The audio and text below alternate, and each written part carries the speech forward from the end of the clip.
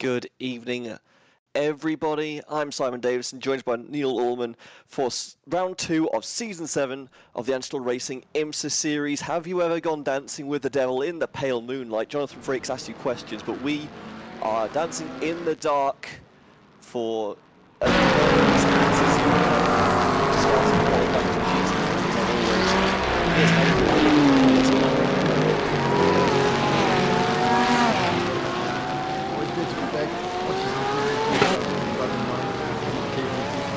to make it through. That's what I've been looking forward to through this race. It is a tricky track. It's Suzuka track, especially those high downforce cars. You really have to be on the line. If you get just a little bit off in these first couple of corners, and you can make it very difficult for yourself. And I think it's gonna be tricky for some of the GTP cars to make it through traffic here. So that's what I'm gonna be looking forward to the most. Just a quick note as to why we're racing in the dark. There was an issue with the previous patch of iRacing in which there was some rather intense screen glare. I was like to get flashbanged by production. It looks something like that. But obviously that's not great if you're trying to observe in car. So Race Control have made the decision to move the race to the night time, as we keep getting some weird flashes. I don't know if that's on the broadcast or not, but some minor notes that if you have broken headlights on the front or rear, you will be required to come down to pit lane and get those repaired. Otherwise, you might be faced with a penalty. But that isn't bookkeeping for now, as I believe drivers are about to take their first flying laps, as the 093 of Mark Lopez appears to be the first going towards the line.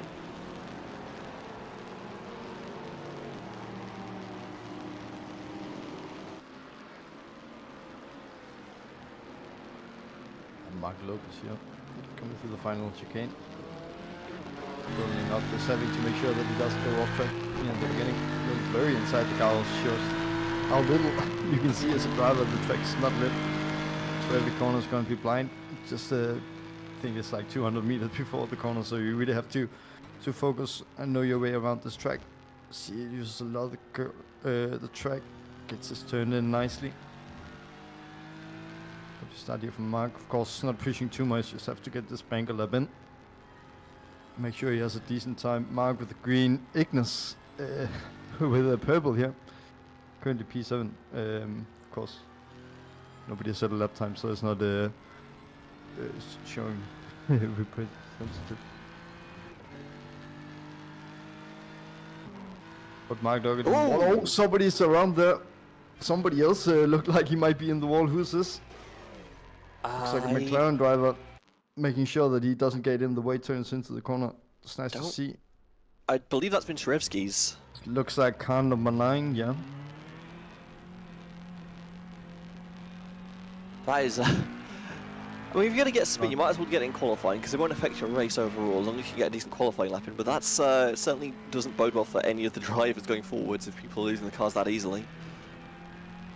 Just looking here, Ignis, his purple Sector 1 has been taken away from him, but it's taken by Antonio Vitozzi. That's done an equal time, at least from what I can see here in terms of 10th and 18.4 for both of the drivers. So he was on for a good lap, at least for the first sector out of 6. So just have to get around again. 4 minutes only been passed in this qualifying session, so plenty of time. Lopez approaching the Casio chicane on the final few corners here. Yeah, Lopez with 2 yellow sectors, so it's been going slower than his outlap. I assume that's what it's referring to. Crosses the line, could be personal P1, but there's people behind him. Is that currently Adam Jarvis on top, pole position by 1:59.8. Doesn't look like on my timing table. It looks like Marcos maybe had an off track. Doesn't seem to be showing up. At least. So Vitozzi, absolute belter of a lap, will take pole position for now with a 59.3. Obviously, still pretty decent long laps at Suzuka, but a very commanding lead right now for the Ford driver. So we get the makes on. Once again, I believe every car without a badge there is the new McLaren 720. As we chase Django Val. You can see the real lack of visibility on this track right now, though, and that it really messes with you, because these drivers have probably been used to Suzuka in the day when most of the races here take place. Obviously, the brake markers don't change, but the way they look can be drastically altered by a change in lighting, so it does kind of throw you off. And especially if relying on number boards, it can be hard to track which one is which. I remember a race I was doing in IndyCar a while ago. Because the time of day was different, the lighting was completely wrong, and I just physically could not read the number boards, which meant I just completely bombed my braking zone every corner. So something to keep in mind, and these drivers are going to have to get used to these adverse conditions throughout this race. Obviously, you've got qualifying, they've had some practice as well before this, so there's plenty of time to get into the rhythm before the hour-long race.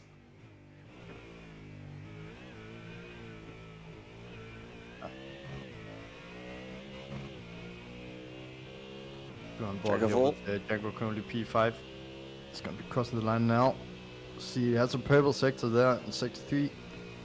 Up into second position for Django. He's only 3/10 behind Antonio Vitozzi, but what you can't see on screen is that Antonio has set 4 purple sectors. He's going through 6 now. That one is yellow, but it's still an improvement on his previous lap time. He's almost doing a sub 59 lap now. 59.0. P1 by half a second. Single message in the chat from him. Okay. That is crazy. Vitozzi certainly looking like the man to beat in the early running of qualifying right now. About 7 minutes left for the GT3s before we show them the checkered flag. Really is putting something out of that Ford. And so is Django Val as well. course, a bit more than half a second behind his manufacturer teammate, if you want to call him that. But Roman in the Porsche is still 10th behind Django. Currently a top 2 for the Fords. Pretty even split. Does have that purple 6.5. It does look like it's the only 2 Fords out on track currently, but it's they're doing a pretty good job, I'd say. 23 GT3s on the field tonight and 2 Fords in them, and they are both on the front row as it stands currently. As Dubert not able to improve, will have to settle for 3rd place as it stands. And still that half-second gap between Vitozzi and P2. There's Daniel Morphy now on your screen. And I'm trying to figure out where on the track he is. Obviously not been able to get a time through yet. See, this is the other problem having a dark race, is that I don't know where anything is. I believe this is the exit to the S's going into... Oh, we're still in the S's. Heading towards Degner's. Yeah, so just like the drivers can't see anything, neither can we really. Until the headlights come and show us where we are on track. Degner 2 right now coming up into the hairpin. Just about a minute. Also a really tricky corner, isn't it? Have to get this right-hander. It is flat, but you have to get it really far to the right, which can be difficult when you have to brake at the same time. Don't think he rode the curb at all there. Can unsettle the car through that corner. Miss the apex a little bit, but can be a tactic as well.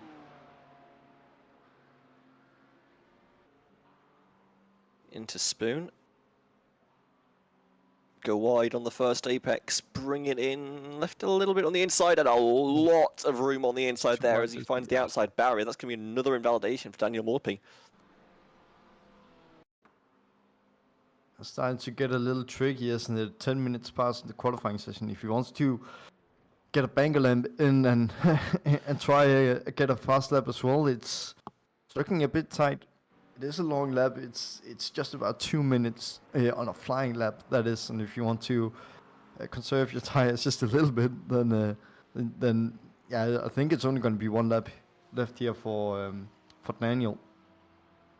Maybe 2. I think he can get 2 in before on your the screen. Was that an off track, George? Because it looked like he went very far out onto the apron there. I don't know if that counts as inbounds or not. Does have a purple in Sector 3, but a lot of yellows, but he just needs a lap posted right now for the 007. Dave Van Eck, excuse me, stays in 11th with a very yellow-looking lap, same for Sinova Bukoven. Gerard comes through. And doesn't get his lap time counted. Jarvis improves but stays P5. Mark Lopez and Oriol Falk both look like they're on decent laps here, potentially. Lopez through was 8th, stays 8th with a 59.9. Now Falk to line. Sonia also going to be crossing the line now. Just about a minute. See if he improves. You have some purple sectors, but also some yellows. Vitozzi! Lopez, the top 59. Just about a 58.999. But hey, a 58 is a 58. And he pulls the lead on Django. 0.6 of a second to the next nearest opponent. Antonio Vitozzi looks like absolute magic on this track right now. Really 2 minutes. In that Ford. 2 minutes left in this qualifying session for the GT3s. Teddy Jan Bloman won't be happy with that lap. All yellows won't be an improvement there. Matteo Lemre looking very similar. A few specks of green potential from 18th. Does improve, but not on position. Stays in 18th. Liam de Kock, no improvement there either. Ozcan from 10th. Charging. As we have a look at the onboards. The 007 has just got the mini-map icon on for visual reference. Ozcan through. And it is P2, but still 6/10 to P1 as the 2-minute warning has come from race control.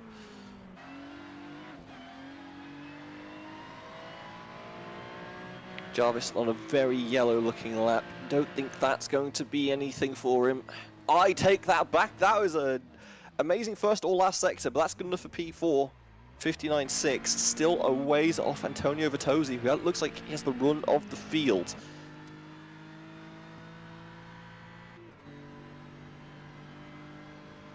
Daniel Morphy heading towards Spoon. Had the off here last time. Looking very loose through that corner, but does keep it together. I think a car... No, it's elsewhere on the track. Never mind. So now Morphy a chance to set a decent lap time here. Obviously yellow sectors, but it doesn't matter because he doesn't actually have an official lap time set. Take it wide on 130 yard, take as much of the curving as you dare. Might have counted as an off track. We'll see what happens as he comes to the line.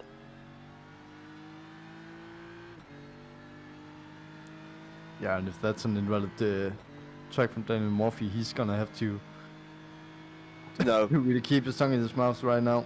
This is gonna be the final lap for him, 1.5 minutes left of qualifying. Yeah, it doesn't seem like it's been legal, so he has to drive a bit more on the safe side now. See, he's not pushing the car as much as he probably would want to, but that's the consequences of pushing the cars too hard. So currently Morphy would be starting 23rd of 23 as we go with another driver that's yet set lap time. Senna McCoven looking to dive down the chicane. A replay of 130R here. And that looks very white to me.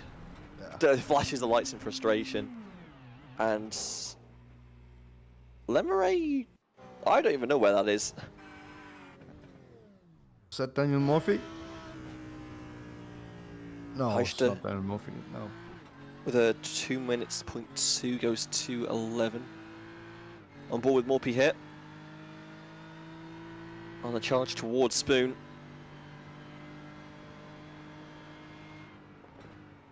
Three drivers yet to lap time. Antonio Vitozzi still your pole sitter by a honestly obscene margin.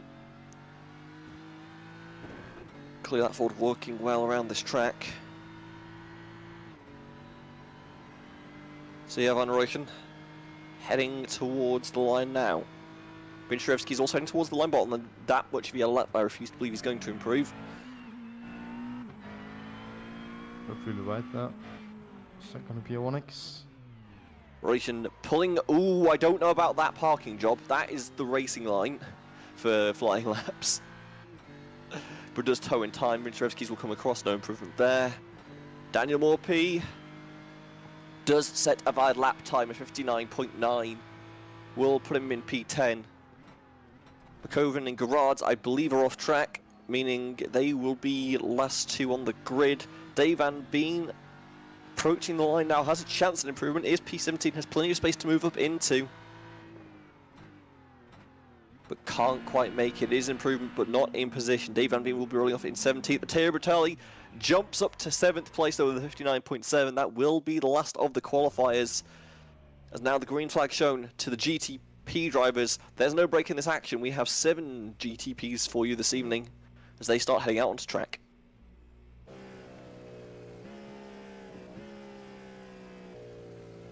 Little difference in speed here in the GTPs. Yeah. No, of course, yeah, we've been told all we want to about Antonio. Phenomenal qualifying from him. Yeah, great gap to down to P2, but all the others were pretty close actually from P2, which is Ibrahim Özkan says 59.6, all the way down actually to Van Rooyen. In the end, he's P18. He's done a 2 minute 0.648. So, what is that? 17 cars within 1 second. It's also, I think that's pretty well done from the rest of the field. But it's just Antonio that's, yeah, that's really taking a liking to this track in his Ford Mustang. Also a little bit of a shout out to Sven Elmer's fastest AM driver currently on a 2 minute point 0.12. So taking a little bit of a gap, almost 2:10 down to them. Big P2 in the AM class. Now we're on Yellow Camaro, the leader, air quotes, of the GTP hypercar field. Obviously a lot more power, a lot more downforce, all the things you want at Suzuka. We'll stay with Cabanero for the first of the flying laps. And it is a very healthy straight down here, going down towards turn number 1. Complete darkness, find your braking boards on the outside. Send it into turn 1, take the exit, get wide so you can bring it in tight for turn 2. And then the technical session, the infamous S's. Trying to figure out how much speed you're willing to take into each one, because the further you go into the next one, the further you wash out, which means it's just a balancing act of trying to find the line through each of these. Fast flick to the left, then into the Degners. Degner 1 barely a lift, then hard braking into Degner 2. Take the curbing, don't run off it though. Charge into the hairpin. A lot of banking here, you can carry a fairly decent amount of speed for what the corner is. Then fade to the right. Down the run into Spoon. Slight curve on this braking zone here. Find the first apex, wash out, get the car pivoted again. And then get your foot down as early as you dare, because this is a massive run now into 130R, carrying as much speed as possible. Giving a toe to the car behind as well. Gutierrez will be very thankful for that. 130R. Not even close to taking the curb there through the Casio chicane. And keep it pinned to the inside here for your lap time. Another washout. Cabanero the 43.0, Gutierrez 43.3, excuse me. Keldar with some purples flying in though. Could go P1. Given that hasn't come up, I'm guessing he got an off track to get those purples.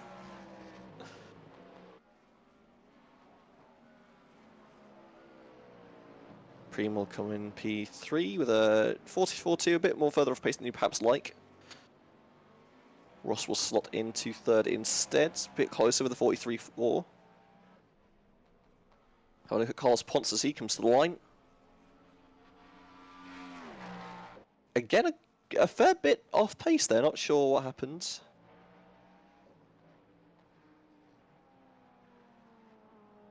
I think we're seeing different tactics from the drivers. Some might opt for a bit of a warm-up lap on the GTP. I know it was a commonly used tactic back in the days a few seasons ago. Not too sure how it is with the GTPs nowadays. Seems like some of them are just going for the fastest lap straight away. Might take a cool down lap afterwards, but doesn't seem like it. Actually, Jeffrey Ross, we see him go for a fast lap in the beginning. He's currently on a fast lap as well. He's got a purple sector 1. Not much faster than Alvaro and Eloy, but Eloy gets a purple sector 5 instead. 10th faster than Alvaro. Just a quick look on the different sector times. Look like he might be improving just a little bit, so might be able to extend his gap here to a sub 43, and he does a 42.5. So that's more than just a little bit of an improvement. Alvaro as well improves on his previous lap time. So it looks like the second lap, once you get all the heat in the tyres, given how cool this track probably is, that second outlap probably where you want to be. So Cabanero leaves Gutierrez and Preem, as soon as I'm about to say that, who just snipes third place. So Ross does improve, but doesn't get the position back. Cars will reset, get a fresh tank of fuel, get a fresh set of tyres. And most importantly, I'd say get the battery refilled as well. Important detail. Considering that second lap might be the fast lap, it might just be worth turning off the deploy for the first, air quotes, flying lap.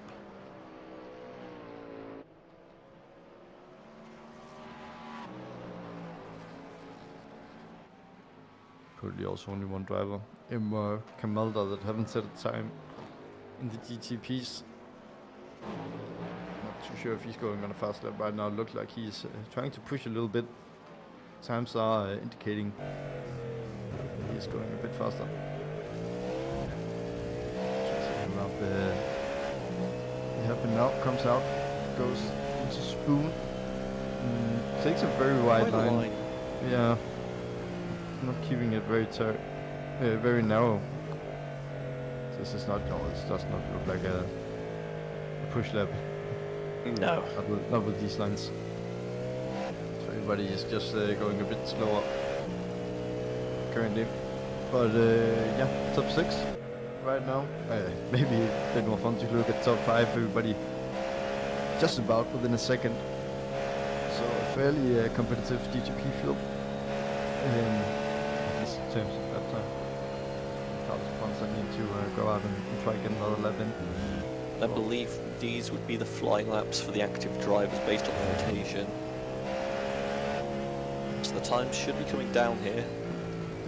As Caminero gets more flying. Gets a purple, yeah. I think they figured out what they want to do in terms of strategy for the quali, and now they just have to execute. Gutierrez does have the toe of Caminero, but obviously through this section that toe becomes dirty air and can hamper the downforce of these cars that they are reliant on, especially through there, to maintain that sort of ebb and flow. Yellows for both drivers in the first, well, second and third sectors, excuse me.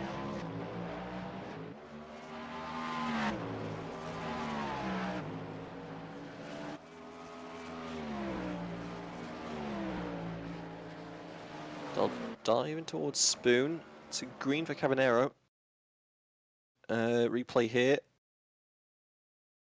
As Albert Preem in the 697. Looks like it goes a bit wide.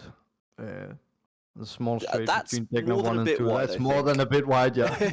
That into the walls. No, manages to keep it out of it, but definitely an off track there. Not something that helps your tire temperature.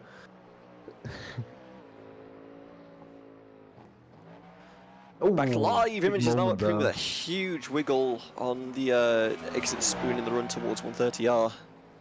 It's going to hamper his lap time massively. Gutierrez across the line with Caminero. No improvements for either driver, I don't believe.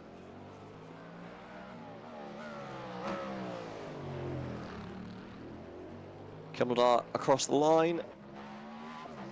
Needs a lap time set, and I believe that's another invalidation for them, so... Prima now along the line. And I think another invalidation, but certainly that wiggle not helping the time anyway. Ross and Ponce on a very yellow looking laps indeed, so I think it's up to Cabanero to try and get a flying lap in. Less than 5 minutes left, make it 4 minutes left, just over in the qualifying session.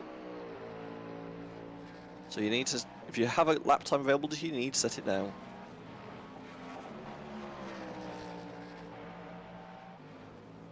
If you want with Ross with a 45 flat, it's not really an improvement for much of the drivers currently in GTP. And we're still looking for his first timed lap. Seems like he's in the pits coming out now. He's gonna be in a bit of a hurry here. There's some 4 minutes remaining. It's 2 minutes to get around the track. He has time for a flying lap, but I believe that's it. And has reset as well, so not sure what the issue there is. Cabanero, Yeah, purple not final in the sector. Yeah. Improves to 42.4. Gutierrez won't find an improvement. The Donk improves, stays P5. Having a look at Albert Preem here as he heads towards the chicane.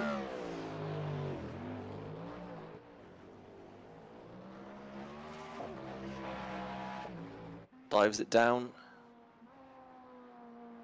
Let's have a look at Ross behind. Priam across the line. 42.8 takes third place. Identical lap time to his previous. Yeah.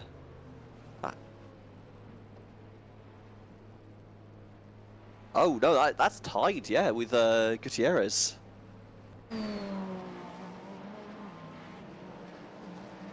Ross, he's got a purple sector too, but there's a lot of yellow on that lap time. Makes me think this isn't going to be much of an improvement, if anything.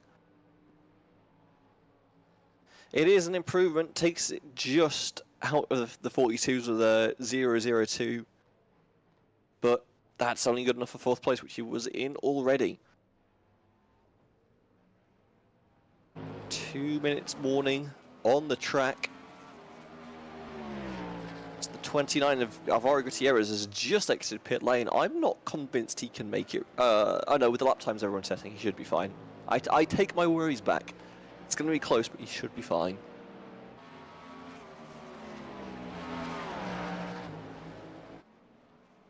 Yeah, so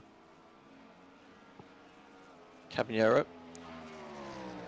throws it into 130R.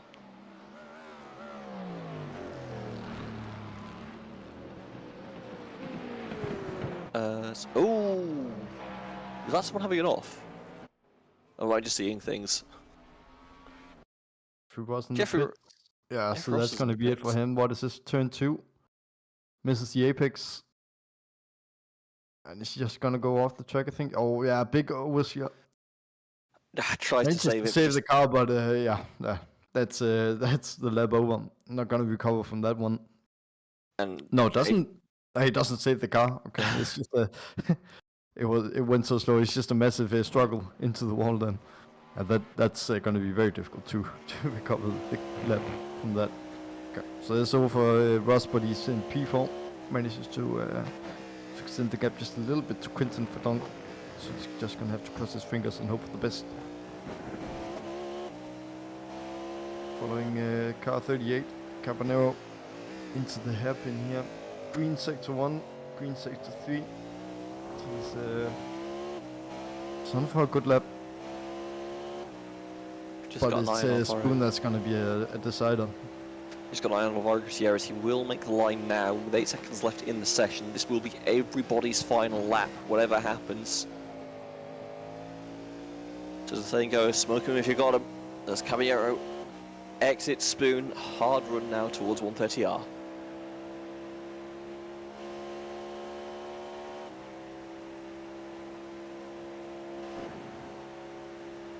Massive bite of the inside curb. Doesn't even get close to the outside there. It's both curbs through the chicane. Okay. Tight to the inside. Caballero through. Does not improve. Verdonk follows through. Does improve, stays 5th. Ponce. Improves, stays 6th. Caballero needs a lap time, and he sets a lap time and a half. He'll go straight from P7 to P2, 42.7. Ready to check? Yeah, well, you don't need a lap time if you can put a P2 of the pocket on the final minute. And much like in impressive. The GT3 field, Caballero, maybe not as convincing as Vitozzi's lap, or gap, excuse me. But it's about half, isn't it? Yeah, but it's still a decent gap over the next car, and then the field is just stacked from, like, what is that? Less than 3/10 split 2nd and 6th place. Yeah, it's less than 2. A bit more than 2, sorry. 2.5, approximately, from P2 to P6. That's not a lot. That's it's a little bit of toe that you can grab on the back straight. A little bit on the main straight as well. Yeah, lovely GTP. Very competitive. Also, just notice a gap from P2 to P4. I know P3 and P4 is identical lap times, but that's 200th separating the 2. Or the 3, I should say. Very close field in both categories, to be fair. few cars not reset yet. They are just stuck in pit lane as well. We're staring at a black screen right now. But we should be progressing on towards the warm-up session. So as it stands, only 2 people haven't qualified. It's the 007 Porsche 911 of Yannick Gerards. He's in the pro class. So he's going to be having to fight a lot of amps if he wants to improve his own position. And then it's Senna Bokoven, car 18 in the BMW. So we have qualifying results, but I would like to make a request to the broadcast team. If we could just get a blimp cam going for this, because I remember this looking rather spectacular with having all these cars running around at night. We have Antonio Vitozzi with an amazing qualifying effort for the privateer team. Privateer team, that makes no sense. He's a privateer. He doesn't have a team. 58.999, just getting it in there. He'll be alongside Ibrahim Ozkan at the starts. Behind them, Jango Vol for the Dutch League Racing and Adam Jarvis for Laconic Racing. Ignis Vinstrowski's will come to the line in P5 alongside Roman Dubert. Matteo Bertali qualifies 7th place for Absolute Motorsport Acelith. He'll have Oriol Falk from Laconic Racing for company. Mark Lopez and Daniel Morphy round out your top 10. Sven Elmes will start in P11 with Monik Scheister for the Dutch Sim Racing team in P12. Dave Van Eck for Volsy Racing in 13th with Ted Jan Bloemen in 14th. 15th has Liam de Kock for Volsy Racing. 16th, Paolo Antinori for Absolute Motorsports Acelith. 17th has Dave Van Been for Velocity Racing. 18th, CR Van Ruyten for Privateers. Jose Carlos Villarejo will start in 19th place for Go Esports. Alongside them will be Matteo Lemare for Drakenheim Racing Team. 21st, Eric Gerards. And 22nd, Sinner Bakoven. No times for either than Bakoven and Velocity Racing. Not going to be too happy with that one.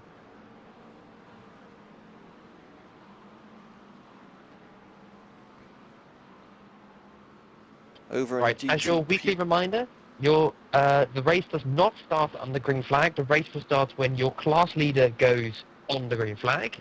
GTP qualifying results, it's Eloy Cabanero, pole And position for the Podium Motorsports, GT3 pole sitters, followed that by will be Emma Antonio. Kamala, We ask that you P2 leave DLR X Simran. somewhere a gap Then it's, larger than 10 Alvaro seconds to the Gutierrez, hypercar field. Other than that, good luck and have fun. Sorry, what? This is why I just let the race control speak, because otherwise everyone gets confused as to what's going on. Carry on.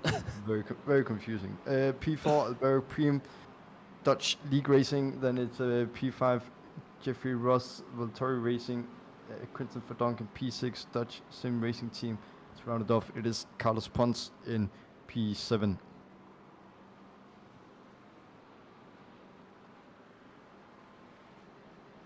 So as we go through the final moments of the warm-up, obviously everyone's just trying to get themselves together. Try and make sure they just get used to having the other cars on the track, because this will be some of the few moments of running in traffic a lot of these people will have. Just trying to get a vibe for, okay, what does it look like when I'm chasing a car? How close can I get without taking someone to a bumper off? Can I still see my brake markers in these conditions? And what's it like when a GTP tries to pass me? Because there aren't that many GTPs out tonight, but they will still have an impact on your race whatever happens. On the face that they're just going to be lapping so much faster. Yeah, 7 GTP cars significantly more difficult than no GTP cars. Let's see some tight racing here in the footage. It looks like Matteo Lemway in the middle. Oh, a little bit of a dive bomb there. Oh, but actually 1 minute to survive.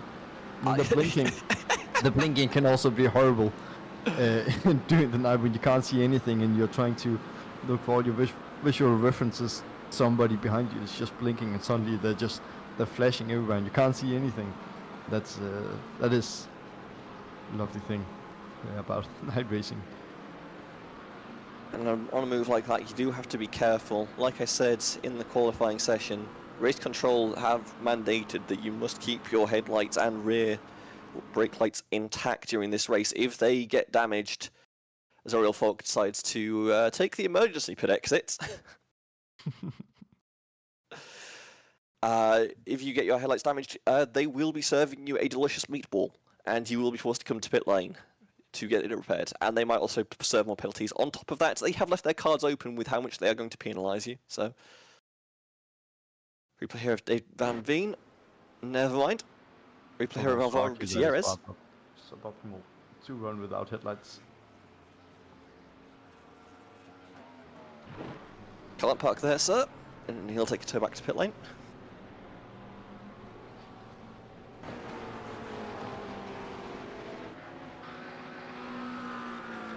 With the final moments of qualifying of the warm-up upon us, we're now almost ready to actually take this race.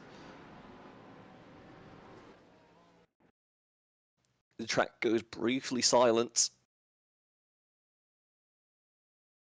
as we eagerly anticipate the second round of the Anti-Stall Racing Series IMSA League Season 7. Doing this for a while now.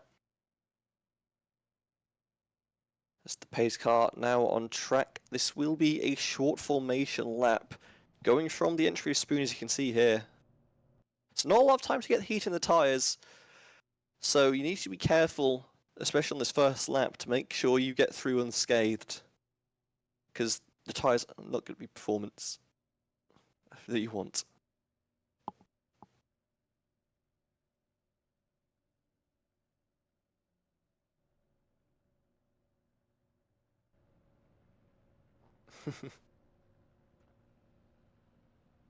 So, waiting on the final car, I believe, to grid. Pace car should start moving shortly.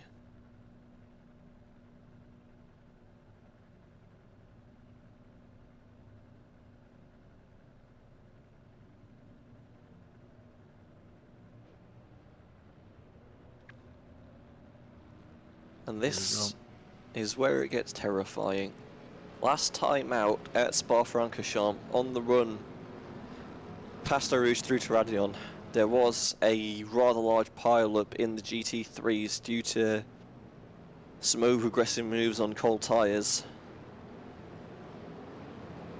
It's going to be weighing the back of these drivers' minds as they come through to take the green flag.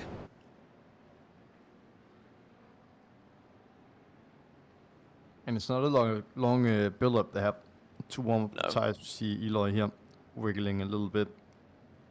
Probably also trying to get some heat into the brakes. But if we get a look at the GT3 field, might see them in the background there. No, it didn't come up. But that's even more difficult to try and make room to warm up your tires. So not only do you need to go into it with very cold tires, see just very little room to wiggle, do any kind of heating in the tires. You also have a full tank of fuel that you have to manage at the same time, and that's just it's gonna be Large horrible. number of drivers have been put under investigation for an instant lap 0. We'll get back to you on that one because Eloy Caminero has entered the start zone. He'll take the green flag. We go racing in the dark at Suzuka, and we are now underway. Looks like everyone keeps it vaguely in line. Caminero dives through. He'll take the lead convincingly. Sal Gutierrez and Keldar side by side through the first two corners. Can't quite find space. You need to get this sorted for the S's though, because otherwise Keldar goes around. Just about keeps it on the track. Cars dive to the grass to escape it. I think everybody just got away with that. As we now go back to the GT3 field, Matosi will take the green lead towards turn 1. Everybody should get it spun around okay. Yeah, like I said, she touched me 3 times. Slightly, yeah? Side, You know can be very gnarly if you're not difficult. It's Falk has a good view. a bit more. Everyone's single file in front of him, because that's what you want. Daniel Morphy, currently the car out of line, but has a gap to slot into here. Should be given the space, and given he's got the inside line here, he should be fine going forwards. And it looks like the GT3s have made it through the S's unscathed. That's really the main danger zone. Outside of turn 1. Morphy will filter through. Oh, look at the inside there from, that is Monix Heister, who's looking to try and get aggressive early going. go for a little move here into the hairpin. Let's try and see a lot of cars racing each other, a lot of side-by-side action as well. Doesn't look like there's any contact. Danger It's Blowman, good to see first car Blowman. that was forced too wide there by Linda Cock. So they're just trying to, again, make some space for themselves. You don't really want to be going too wide unless you're making a move around here. These corners come at you thick and fast, and if you're offline in either direction, you will lose a ton of time. So we have a replay for Sven Elmers here. This was the lap 0 incident noted by Race Control.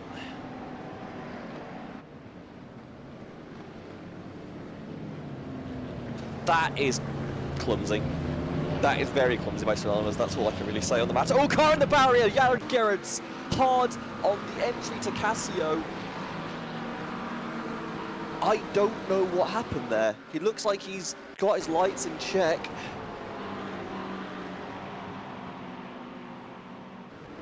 Oh, he just takes too much of the curbing. GT3 is rude, you don't like that curb, riding it like that, and keeps his headlights in check. He'll be able to carry on as long as the car isn't too damaged, but that is a rough going early on for the Benelux driver. Looks like it's going to be a bent steering wheel with the speed that he takes into the wall there, but yeah, he's still keeping up, at least in this straight here. So the replay, just trying to see coming into turn 1. That does turn, yeah, seems to turn a little bit, so maybe he's able to carry it on and keep it going. Replay here from lap 1 with MY. Difficult to see a few actions there from the cars in the background. Luckily for Albert Preem, he doesn't get spun around. And who's that trying to make it around the outside? It's BMW. It is Jeff Ross.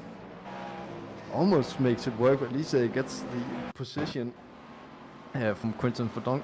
So one move, see, yeah, just barely misses. Oh, Quentin Verdonk really had to slap on the brakes to not go into Albert Preem. Does get away with it though. So Caballero now leads Gutierrez and Preem in the GTP field. Vitosi still enjoys a 1 second lead now over Ibram Oscar Jagoval in GT3 M category. Dave Van Eck currently leading Sven Elmers and Ted Jan Bloemen, who you see on screen behind this wonderful little forest.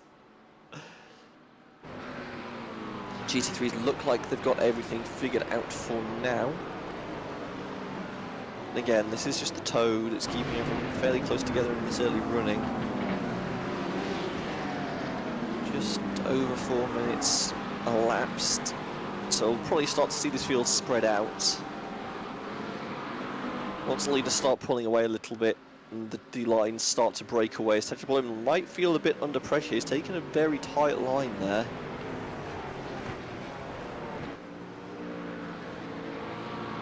With Daniel Morphy, who's looking to the inside of Ignas Vincherevski's. Yep, the other way around. At some point our all paint schemes, that day will not be today. Rum Dubert is the chasing car at any rate. Jarvis just about holds on.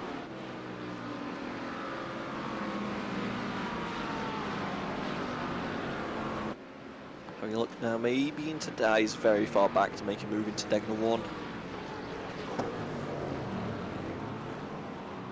Coming on very close in the back bumper of Collis Ponce. Has to offset a little bit going through the final corner. But you can see how dark it is once these cars spread out. Obviously in that GT3 pack with all the headlights going, you can just see the track get lit up, but once it starts spreading out like this, it gets very dark very quickly. Kevlar down the inside of turn 2, makes the move stick nicely. And the recovery drive begins for the DLRX Simlab Racer.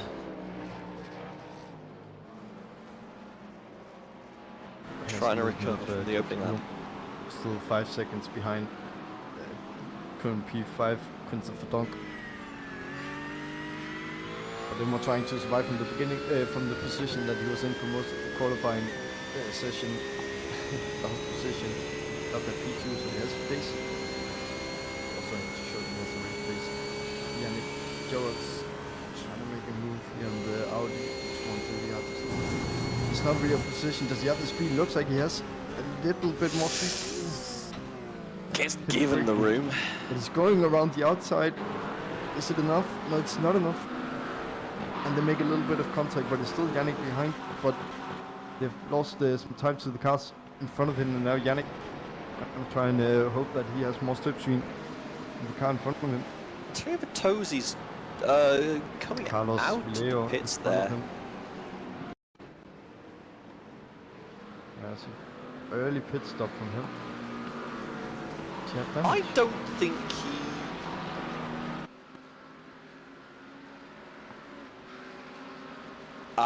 that will be a start infringement for Antonio Bertozzi. Got his foot down a bit too early and failed to maintain pace speed. Drive penalty, tumbles his way down the order, goes to 21st in the GT3s overall. Obviously that puts a lot of cars between him and where he was.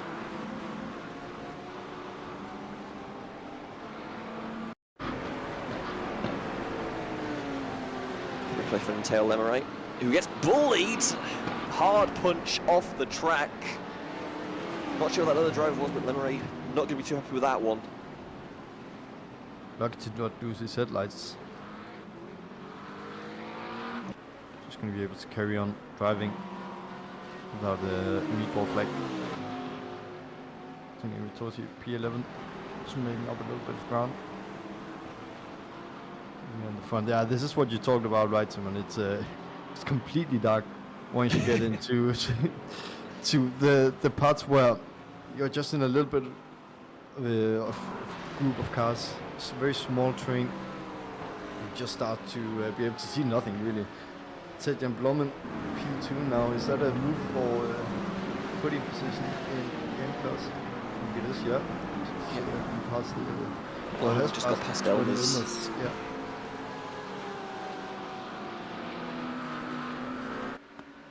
Very large distance up ahead. Gonna be having to defend behind.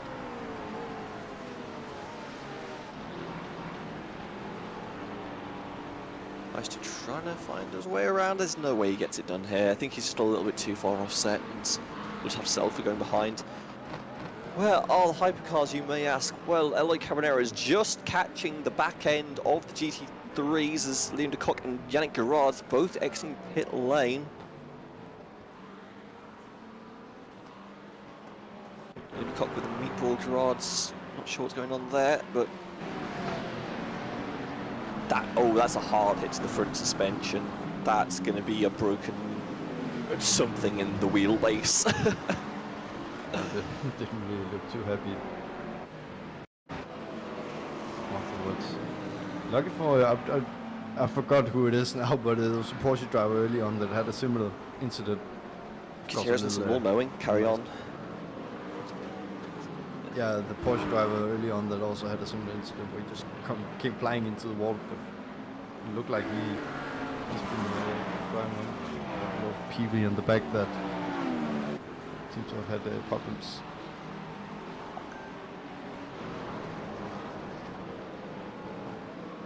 The Donk trying to carve his way through the field here. Like Camaro has picked off a few GT3s, but he's still very much in the thick of them right now. Hell, the entire field, as you can see how relatively close they are in top 5. Caldara points a little bit further back as it stands currently.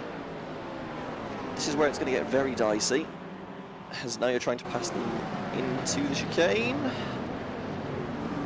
Everyone's polite, they'll get it single file, and they'll try and get some overlaps going on the straight instead. Headlights flashing like Christmas lights. As Jeffrey Ross tries to make the charge down into turn 1. He'll get past another GT3.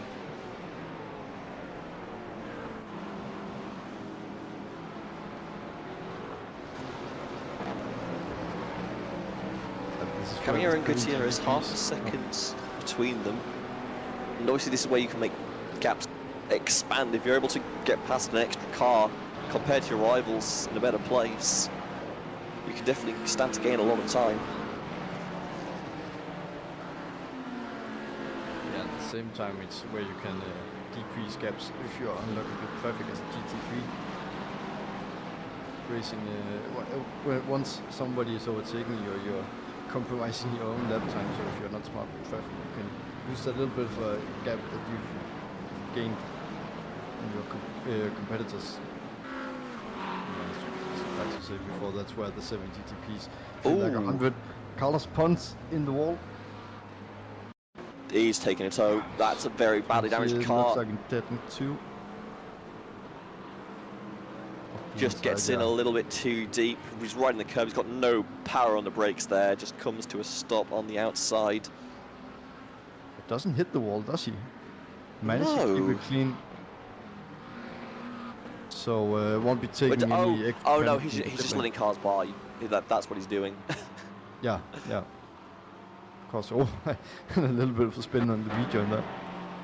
Just for show. Because he ends up facing backwards to the track. I thought he was facing the right way for some reason. Either way, Carriera and Gutierrez have now cleared the first wave of traffic.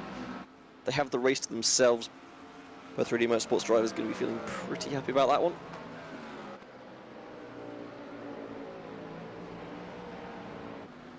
As Alvaro Gutierrez handed a 5-second time penalty for causing a collision on lap 1.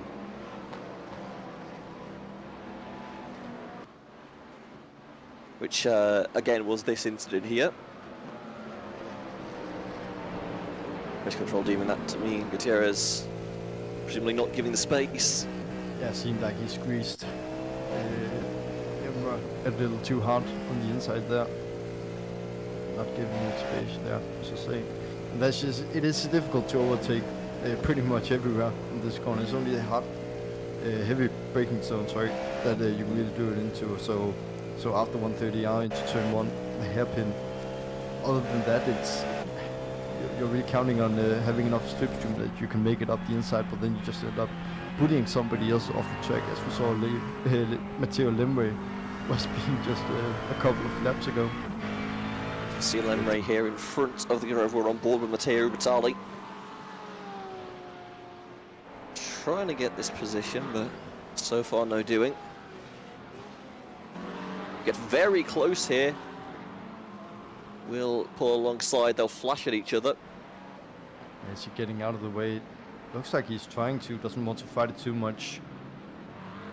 Perhaps he lifted a bit earlier, but yeah, smart move from Matteo. He knows that Lemre knows that Mattia is significantly faster, just wants to let him pass.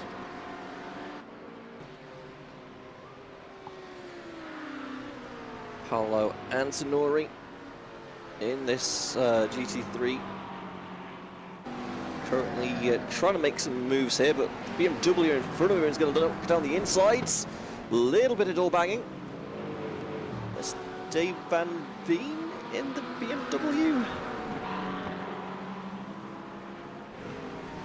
Trying to find, yep, that's Dave Van Veen. Hogging the inside, does not want to give up the line here. Gets clear, we'll pull back up the track and we'll hold the position. Third place now as it stands, and a bunch of drivers he's racing behind. Currently maintaining that position. We're certainly getting a bit more aggressive as this race progresses. I just had the minor incidents on the first lap, but so far everyone's been fairly well mannered. I also see the top podium step up ahead here, Daniel, but you can also see Paolo Antonio in his rearview mirrors. It's a very difficult mental battle to fight. Still 45 minutes left. Ooh. A little bit of an off track there. Antonori. Yeah, Antonori is forced out wide. Yeah, not much to do for him. I don't even know if he had the overlap there. Just goes a little bit deep, trying to make the move stick and gets on the lights immediately. Difficult to see from the cockpit cam. Get it here as well. Ooh, no, that's a big shout response. Well, yeah. See why Antonori's not happy about that one. Yeah, have to wait and see what the stewards have to say about it. Carlos Pons. Oh, this was the incident from earlier. Yeah, same incident as we saw earlier. Yannick Gerards. Dives at the inside, makes the move stick easy as you like. Good pass there for position.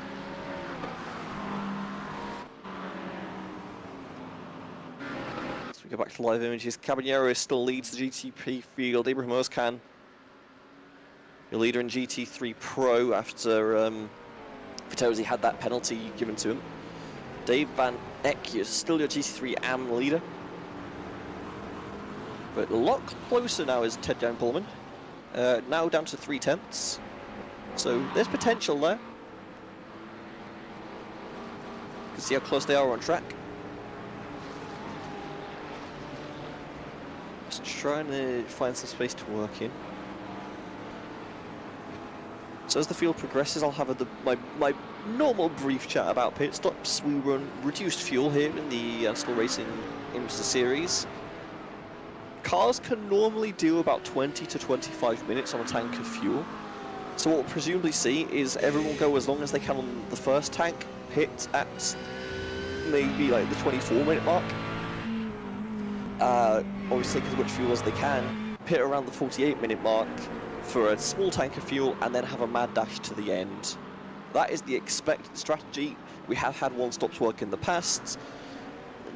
Your mileage may vary on that one depending on what you are and who you're doing. That made no sense, but we'll progress anyway. And yeah, expect pit stops in about 7 minutes.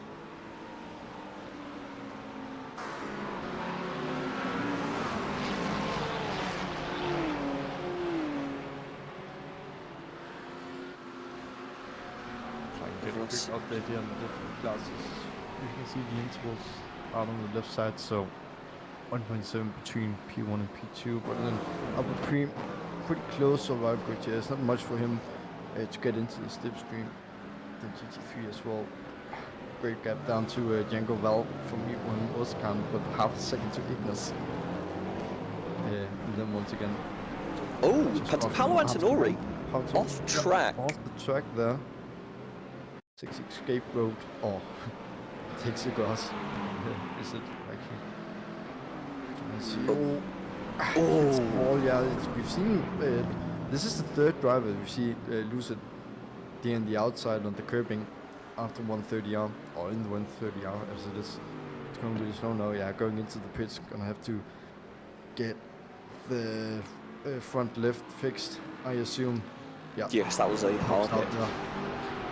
So everyone gets given a fast repair in this series. You get one. If you get a wreck like that, you can keep going. And this is just about in the window where you are one stop from making it to the end. So I think of all the times to have a wreck for Paolo Antonori, this is probably acceptable. Obviously, you lose some time getting that car back to pit road, but you're still just about on strategy with everybody else who's taking a pit a little earlier. So should be fine in the long run. Having a look now at Ignas Vincherowski's in the McLaren. Third place overall in the GT3s. Trying to hold on that position right now because Sam Jarvis is looking a lot closer to his rear bumper than Ignas is looking moving forwards. So we go on board with Jarvis. Coming in the Ferrari. So they have the run down towards 130R.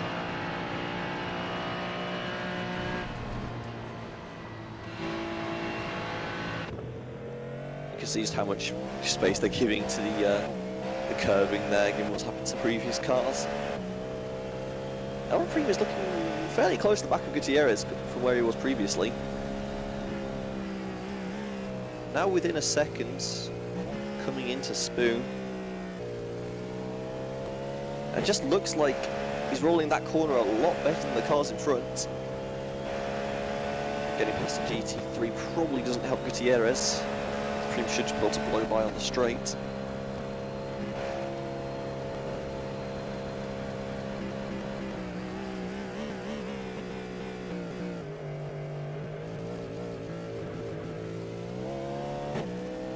Just keeping it close for now.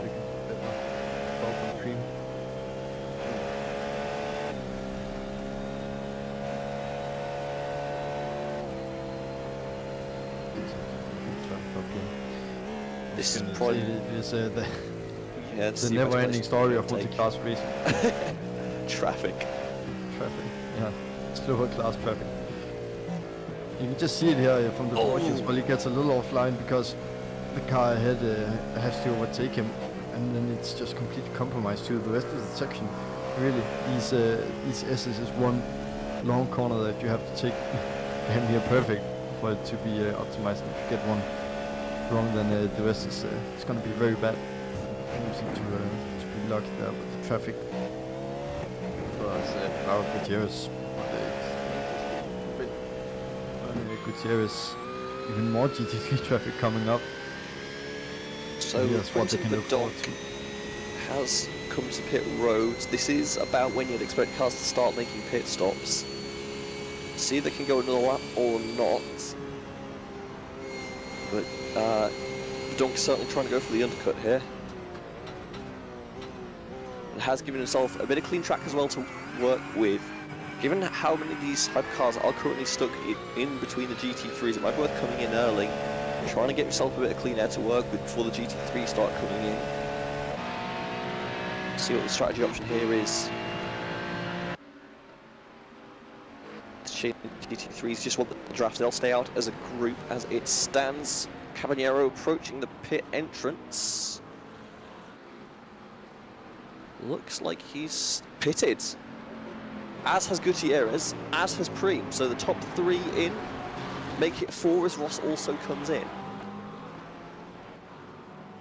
In the GT3s, Vitosi's come in, Heister's come in, Ubertali, Gerard's is already in for damage, I believe.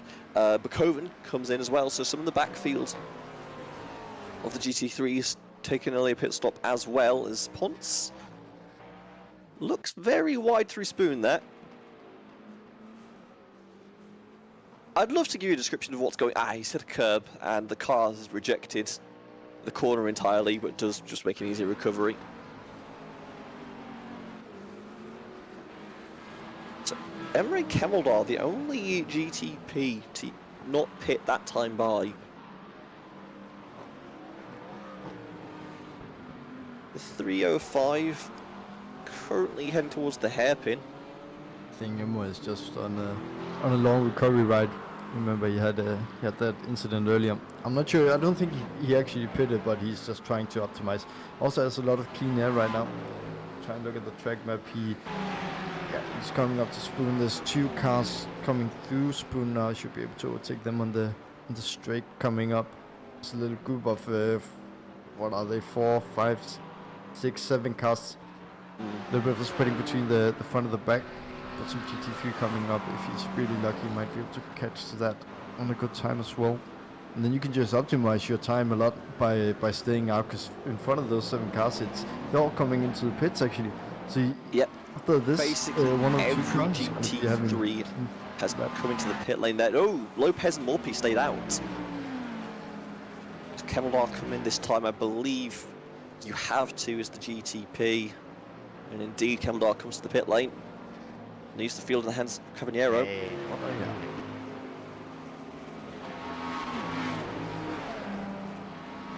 Fortunate for everyone that he couldn't keep it going for just another lap. I think he would have saved a lot of time then. Jeffrey Ross was 4 seconds quicker in pit road than the 2 cars in front of him. That's why that gap's come down. Replay here with Kemeldar. I see exactly what's happening here. Boink!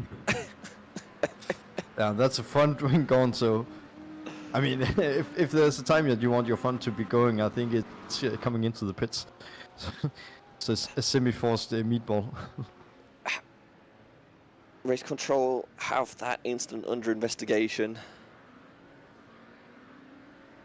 It's going to be interesting to see, because of course you have to slow down, but you don't have to go unnecessarily slow as well into the pits. I can imagine them we might be getting a little bit of a penalty for that one though. Whoa! Gutierrez spun around into the barrier. Missing a front wing, Race missing control headlights. have been hit heavily. I think it was. Copy, we see it. Gutierrez. Tow the car, you have no front lights, please, for the love of... He almost doesn't have rears as well. And we'll see him there. He's Should off be getting track. a meatball anytime soon. Let's try and see. Tries to overtake a GT3. Oh, gets tapped on the rear there and then just flies into the wall, loses the front. A GT3, I'm not too sure who that is. It's quite difficult to catch up. Liam Liam can't DeCock. see it here from the inside. He starts to turn and he has two Cadillacs. Just turns in a little too early. And spins Gutierrez around. Get it here In from the his immortal onboard. words of NASCAR, not clear. No. No. Gutierrez. I mean, he's on the All white. right. He can't get any more to the left realistically. There's still a corner he has to make, and No, perfectly clean overtake as well from Gutierrez. He does what he's supposed to. Goes up the inside where there's plenty of space. Exact same move as I think it was Eloy did it as well. Yeah, response. Was forced to toe back. Clearly. That Help. is- We've I seen won't it, jinx too don't much, worry, but I think that don't his worry. race over. Okay. He has Emma to keep him company in the pit lane, who is staying in there for longer than I would assume it would take to fix the front wing, change some tires, but maybe it's also saying that enough is enough. Then we'll see again next week. But Cream now struggling with a lot of GT3 traffic, trying to not make the same mistake as Gutierrez was involved in. bad to us for Emmerich Helldar. 3 minutes in the pit as it stands and handed a 20-second time penalty for that collision in the pit lane. Yeah. I'm not saying that's when you should start quitting, but yeah, well, he has a guy behind him, right? I think Alvaro is going to be in the pit lane for longer than Emmer is, but it's also not fun seeing out just having to fight for 6th position when you ideally has the pace to fight in the other end of the timing table, where it's a bit more fun to be. Just like Albert Cream is here fighting for P2, Jeffrey Ross. 15th separating the two. 4, sorry. Strong run into 130 out for both drivers.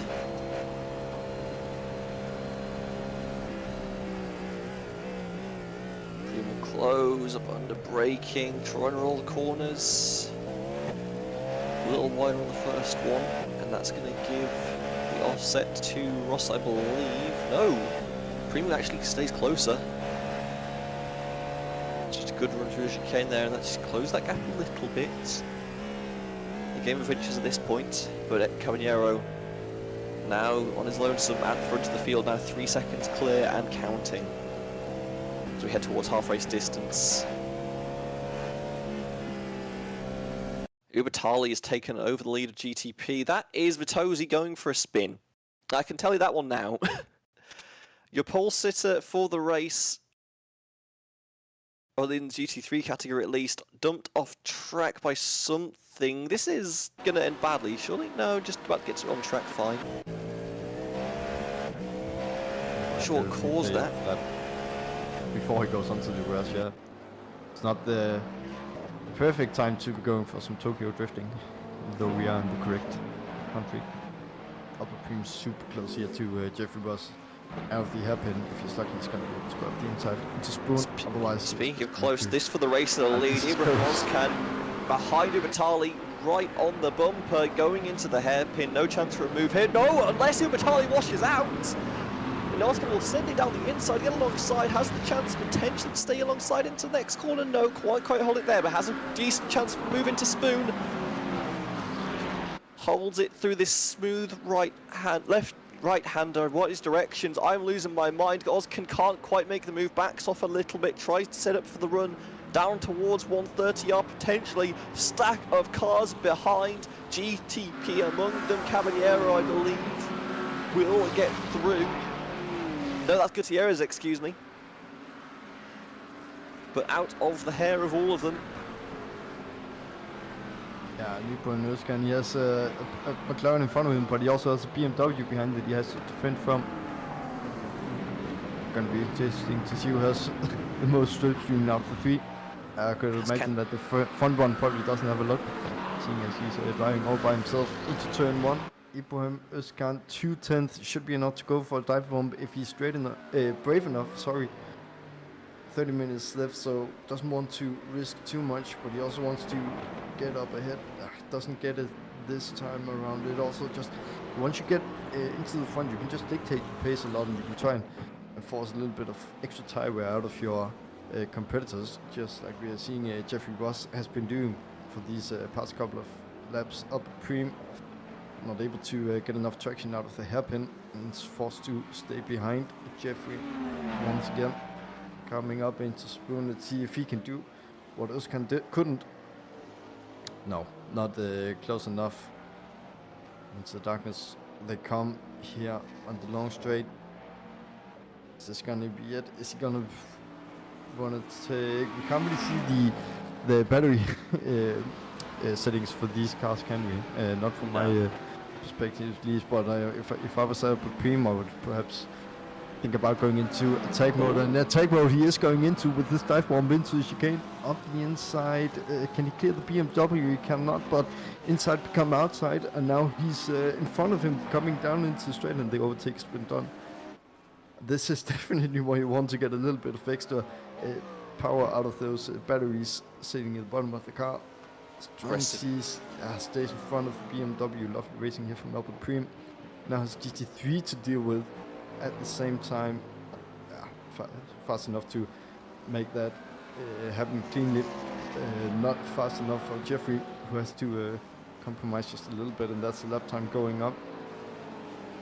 7/10 separating the two right now. Not a lot of that is a power sliding Carlos Ponce through the grass. Getting on the blink as the GT3's ahead, who I believe are causing him some grief. Brief timing and scoring update. Liam de Kock handed a 20-second time penalty for a GT3 to GTP collision. Is this the replay for what happened to Vitozzi, I believe? Or is this another incident for Vitozzi? Who knows? We'll find out now. It's not its Spoon. Up the inside of BMW. Just gets his nose pinched off. A little bit of a late send off.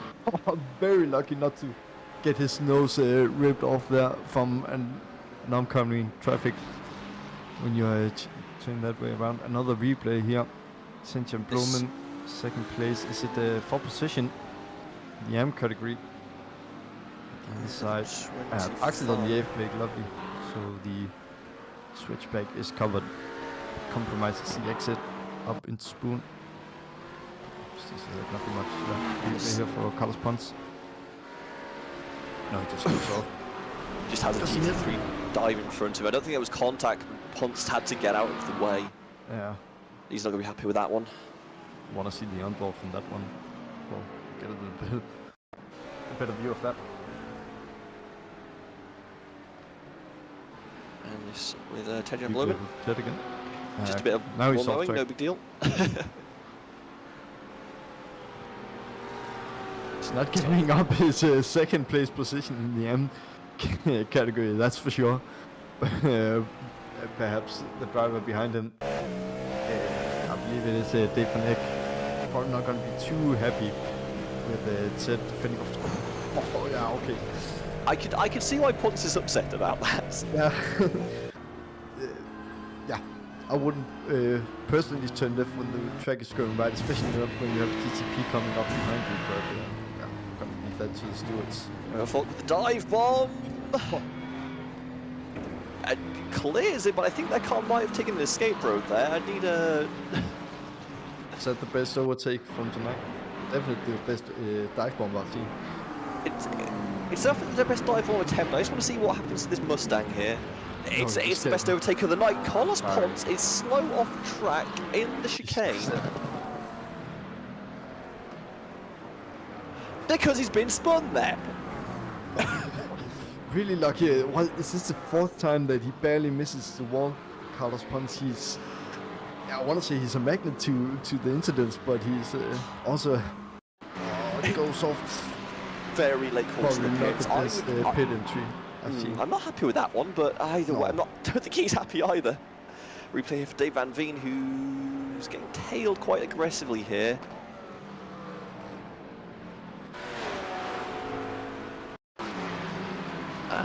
Overtake. Dave Van Veen around the outside of Spoon. Doesn't move you see too often. And Yannick Gerards will not have a replay. It will be Carlos Ponce who hits the barrier on his late pit call. I believe that is what we call a self-penalising move. Yeah, that is. No, but he's been missing the walls so many times, and then the one time he decides to go into the pit, he hits it himself. Has taken P1 in the GT3s, but I've seen Terry Ty's gone off. I've got too many things going on at once here. Ozcan racing very aggressively.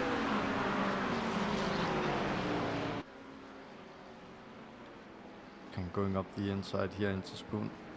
And he will just get the position and a little bit of bumper to bumper. Oh! In the background, is that 2 cars off? No, 1 car off, and then the BMW also made the gravel. So he's going to be losing, what is that, 4 positions. He's falling down.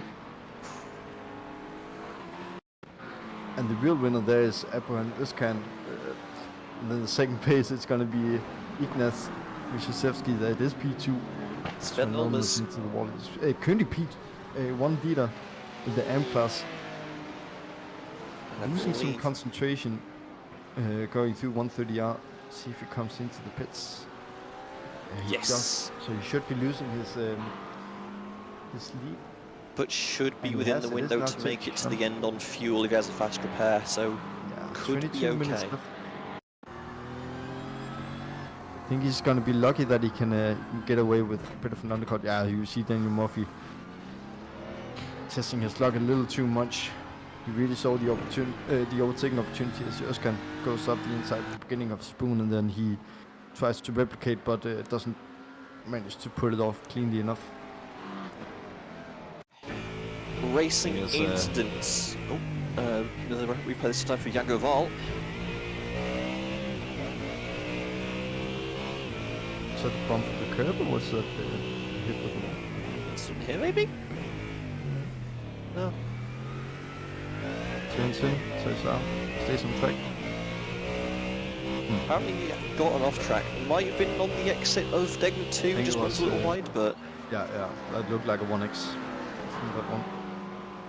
Carlos once again. This one, this time it's live, and he is alive as well. Carlos Ponce he's not been a lucky man tonight.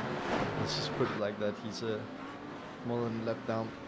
Bit of bookkeeping for you. For Ponce, the incident between him, Emeldar, and Ivan Veen, I believe, was ruled a racing incident. This Albert Preem getting the overtake done, I believe. Yep, on Jeffrey Ross for second place. Just pins to the inside wall, doesn't leave any room for the re-overtake. And Dutch League racing driver will maintain P2. I'm not sure we've been what we've done, Simon, to deserve all of this action here with 20 minutes to go of the race. Well, it's everything that we wanted, right? Crashes and close racing. Certainly. Yeah, stops the replay. As Carlos Villarejo coming towards 130R, does he go a little bit too deep? He has a car flashing him, or he's doing the flashing, and then just dives straight through. Jokers to left of me, Jokers to the right. Here I am, Villarejo in the middle. I don't have an ending to this rhyme. So he ended up being a sandwich for 2 cars. Don't think he was too much in the fault on the incident in 130R.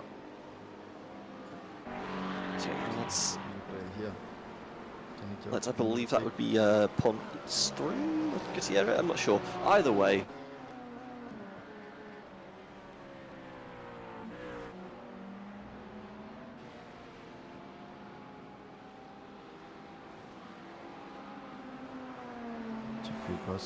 Oh! Caminero spun around into the barrier, light contact, the middle to drive away from that one. But that has given Albert Preem the lead of GTP. See what happened. Looks down to the inside of a GT3. He's definitely there. He's going to get tagged in the rear, sent for a loop. Small contact with the barrier. Should be able to drive away from that one. Abraham Ozcan, the culprits. Yeah, so the leader of both GT3 and GTP tangling together in Spoon. Caballero straight into the pit lane. This is about when he'd be expected to make a pit stop anyway, so not a massive loss for the GTP driver. He's going to be fuming about that one. Yeah, I didn't see the verdict on the previous incident we saw with the BMW that took out another GTP. But if that's a penalty, I'd argue that this one is as well. Let's see what the stewards have to say about it. Caballero else can under investigation.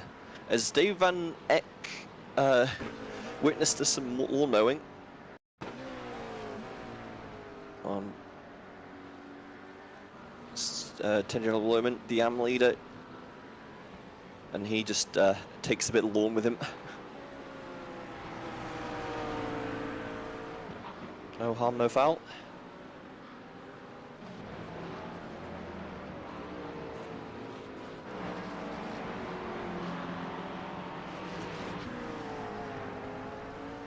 Attention Blumen in a dogfight with Dave Van Eck for the lead of GT3 AM. I believe that's Bloman on the inside, excuse me. Will slide up in front of Dave Van Eck. Hold that position. For now at least, but a very scary moment there for Porsche.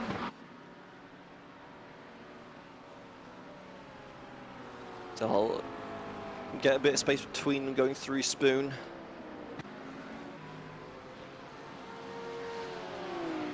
It's Daniel Morphy chasing down.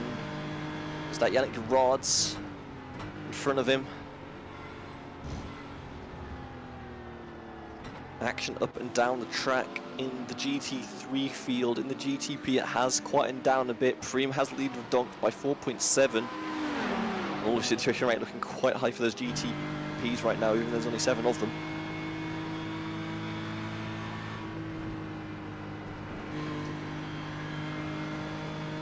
Morphy straight. I'll say it looked like Morphy was maybe struggling to carry speed through there, but does get a really nice entry to Casio and carries a lot of speed through there. It's going to help massively.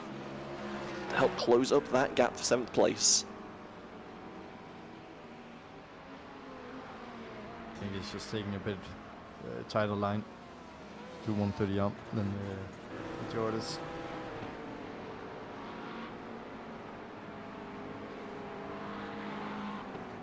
Adam Jarvis currently P6, but he's done 2 stops. I didn't notice Gonna that. be on the final one. Jarvis, Yep. no, but his current, his current stint's only what? So he's already taken his pit stop for the end of the race. Everybody else around him doesn't look like they have. Cosler and Rejo in for the AM category, so they'll be towards the back of the field, but taking their second stop now. I think a little bit of math. I think Adam Jarvis might be net P1 currently with the 2 stops done. To see when everybody comes around and more surrounding down. Jarvis.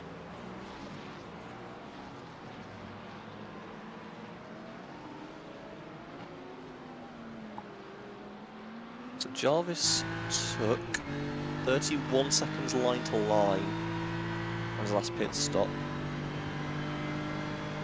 Verdonk has come in. Caballero and Ross have already taken their second stops.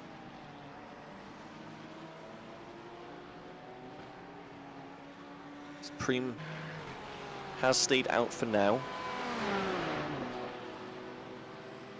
See what that ends up being. There's been a single XD put in chat by Ibrahim Ozcan because he's been handed a 20-second time penalty for contact with the GTP. He's not going to be happy about that one. The leader of the race, 20-second penalty. So it's an incident we saw before. Yes. Campanello tries to go on the inside into Spoon. Yeah, we get it here. Goes inside. Özkan seems to be turning in a bit early, and then turns around the GTP. Of course, he's not going to be too happy, but I don't think now he's going to. I don't know if that's for position or not. It is. Vincerevski's comes through.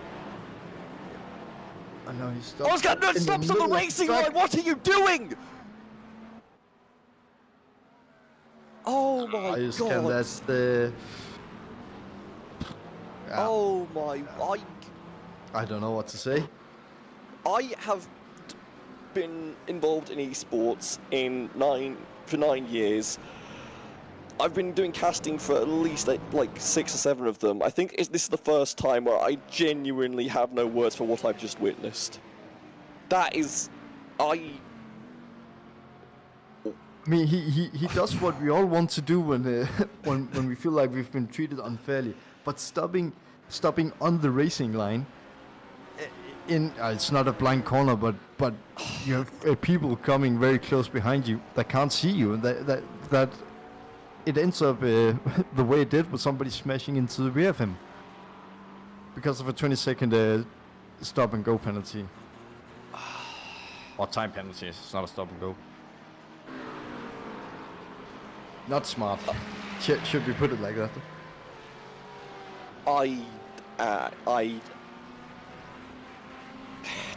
Incident it's under not investigation by race control. The show must go on. Albert Prim leads the GTPs. Igor Zverinsky's now taken over the lead of the GT3s. Has 4/10 ahead of our Oriol Falk, who will be contending for second place. And Albert Prim yet to make the second pit stop.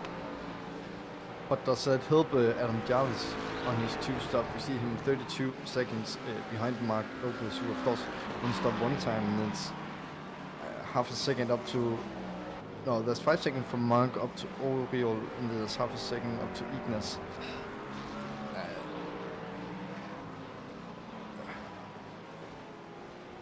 I think... Depends how long the pit stops have been for Jarvis. So Jarvis is, call it 37 seconds behind. Line to line, they've been... I don't know if that's line to line or... I have different timings on my software, so I'm going to just go on the live ones.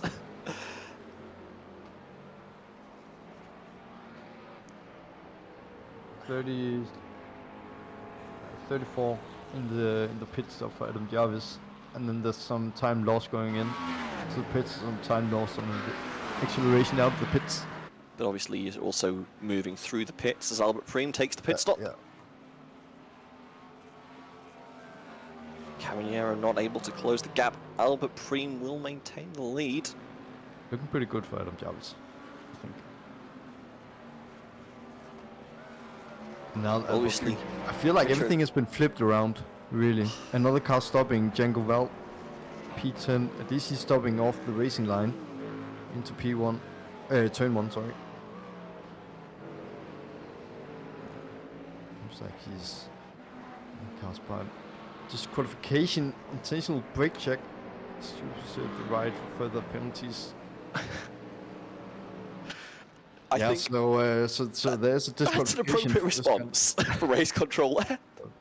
But I think he might be looking into further penalties. Just, yep. Coming onto the start finish straight, crosses the line. It's on for his 24th lap. Adam Jarvis, let's see. Looks like he's clearing everybody that's been in the pit lane. It'd be Dave Van Seems like Eyck, he's Van P4. Rooyen and Gerard's in the pits right now. Obviously, still have a decent way to close up towards Falk. And Lopez, who needs to pit still. Fincherowski's has taken a pit, has stayed in front of Jarvis.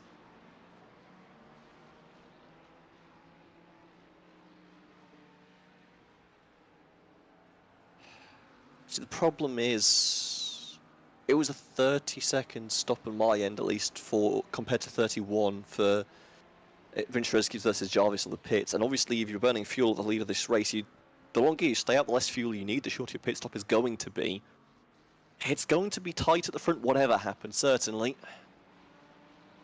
It's Prim and Caballero looking quite close on track, at least.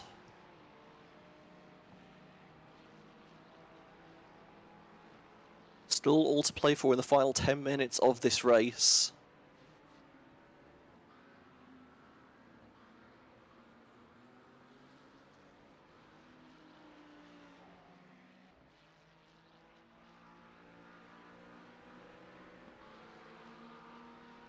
Falk in the pit lane. Lopez stays out for another lap. So Lopez, currently your leader, went 13 laps last time before his pit stop. Went 13 again this time. Blowman, current AM leader, is also in the pits. Seems like Oh, Caballero looks like he's been put off track. I looked away for a brief moment, unfortunately. We'll get a replay of Vincherevsky's. Of Caballero. Oh, does he take the curb and he gets spat out, and that's just an unfortunate... I don't want to say end to the race for Caballero, who's still in second place. He didn't lose too much time. As we do have a replay of Vincherevsky's here, who's going to slide past... I'm guessing that would be Falk then behind him, and take the second place for the GT3s.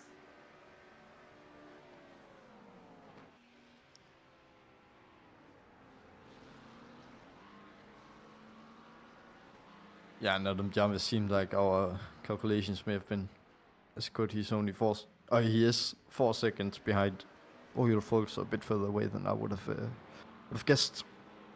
Ignace 21 seconds behind Mark Lopez, but remember he still has to pit. So Sinema black flag for incident point limit there. That will be a drive-through penalty, and I don't think Koven a bit further down the order in the Anfield, certainly. Third to last P8. AM driver currently on track. So a few drivers certainly clocking up the instant points. We'll keep updated on the black flags that come out. It is an 18 point for a penalty in the IMSA series here, so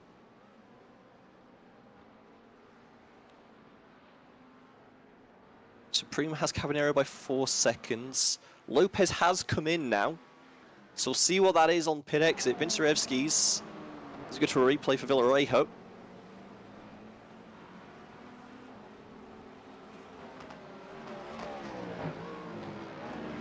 Looking Takes the for a front bumper dive off bomb. the hypercar. Goes around the outside and takes Villarejo with him. Oh, Carlos Ponce off track as well. Quite close to Gutierrez, so that's actually a battle for position. Get the replay here. Carlos Ponce, who looks like he's just a little bit too much throttle out of spoon, and then he... I think because he got the air taken away from him, caused that incident, and Jarvis, I believe, is about to blow the doors off Lopez, and there he goes. Slice up into P3 in the pro class. Meanwhile, close battle between Verdonk and Ross for third place in GTP, as they cleave through some GT3 traffic. Fighting through the S's. If you look at Falk riding the back bumper of Ignace Vincherevsky's leading GT3. Again, despite everything that happened, still insanely close racing. 5 minutes left on the timer. And half a second. No, 4/10 separating P1 and P2, yeah. I mean, it's not unrealistic to gain 3 seconds as well, is it? It's gonna be insanely difficult, but 3 seconds is well within reach if you have a little moment off the track. Definitely Thinking about closing Eloy as Caballero. Caballero. Was 4 seconds. That lead's definitely coming down. Just can it be maintained if you're Prem?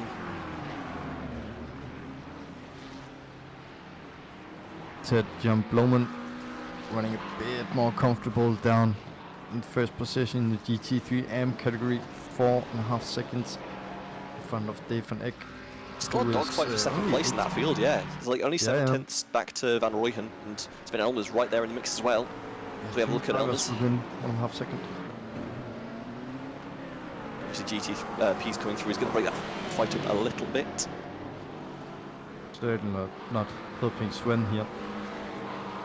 He's going to lose a lot of track position and some slipstream at the same time, while the GTP is just going to fly by the other 2 cars in the straight.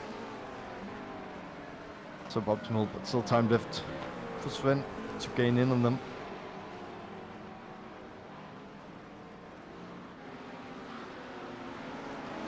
Brief calm before the storm. Vitorevski's still holds the lead of GT3. Is not out of this fight for second place in GT3 Am. Obviously has one right to clear if he wants it. And again, this battle for third place between Quinten Verdonk and Jeffrey Ross in the GTPs.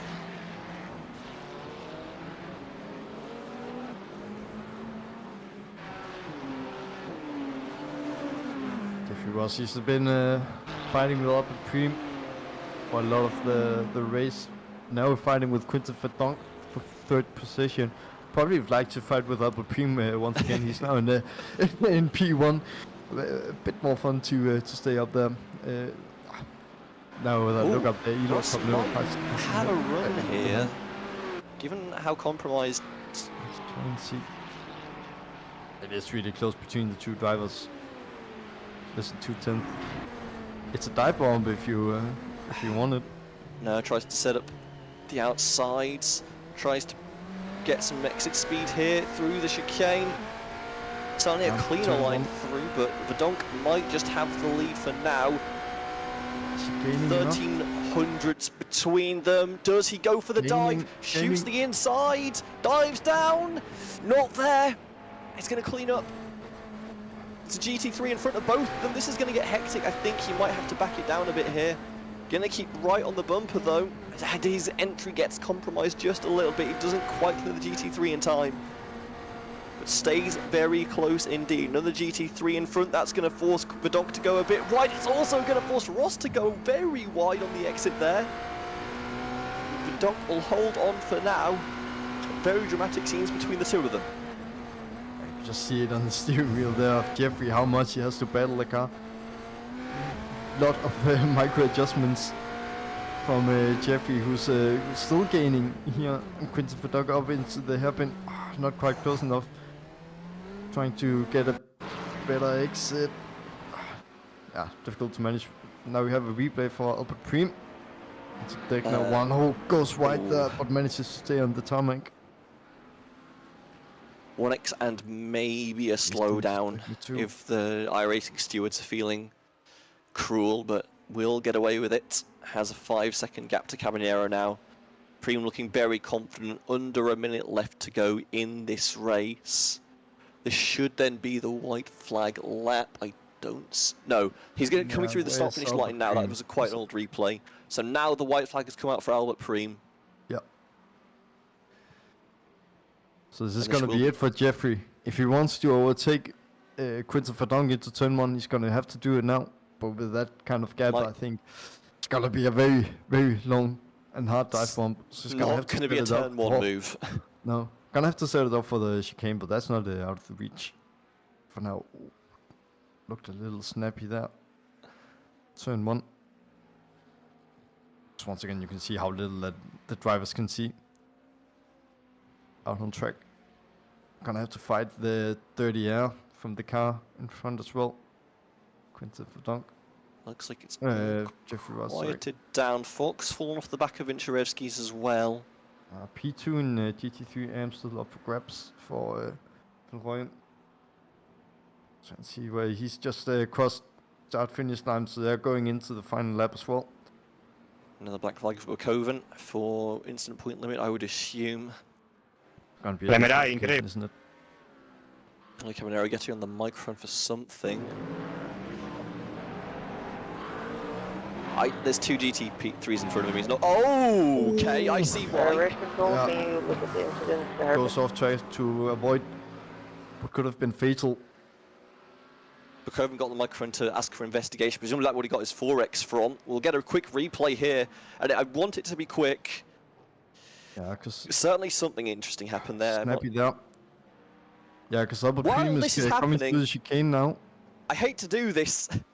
Albert Preem is coming through the final corner. No one immediately behind him. A spectacular drive despite everything that happened around him. Albert Preem will be your winner here at Suzuka. Ross gets around the outside of the GT3. He will not get P3. That will go to Verdonk. Caballero will come home in P2 for the GTPs. And Ignas Vincharevsky's, again, a dramatic race throughout the field for GT3s for various reasons, which honestly I'd rather not talk about. But Vincharevsky's just one chicane to go, and he'll hold on perfectly. Oriol Falk will just have to watch from about a second back as Ignas Vincharevsky's will win the GT3 Pro category. Yeah, he was not in the top of the runners in the qualifying. He was not in the top 20 minutes left. I was in the top, but Özkan was leading. And yeah, everything just happened all of a sudden, and Ignas up into P1. Oriol Falk will go into P2 and Adolf Jarvis into P3. See GT3 AM still up for grab. Doesn't look like they've crossed the line, so Ted. Nope, Ted Jan Blumen just crossed the line now. Yeah, he will win the GT3 AM category, and a fantastic drive for them. Dave Van Eck and Van Rooyen won't quite get there. He will have to settle for P3. But battles in pretty much every class all the way until the end. Yeah, I don't know how comfortable 1.5 second lead is, but it is an okay lead for for Ignas. 4 seconds is a bit more comfortable for Albert Prim, but he's been under pressure the entire race. Remember that he was not leading after qualifying neither, and he was fighting Jeffrey Ross for P3 at some point during the race, and then suddenly some the pit stop happened, some crashes happened, and suddenly you just find yourself into P1 just because you're keeping it clean out of track, and that's even more important than being fast throughout a race. If you can't keep your car out of the wall, then yeah, doesn't matter if you're 1 or 2 seconds faster around the lap. Pit stop is going to cost you more time. Nice pace, Daniel. But that's going to be it here from Daniel. Suzuka. For this race, I think we're going to be looking into getting some interviews into the pool. Let's try and see. Have some people ready. See some winners lining up, yeah. But Blumen, the only one not in there currently. Sadly, dramatic race all around. Interesting to get some of the thoughts of your leaders. As Mark Lopez leads a victory parade round. As we are now joined by everyone at once, it would appear. Oh yeah. Hello.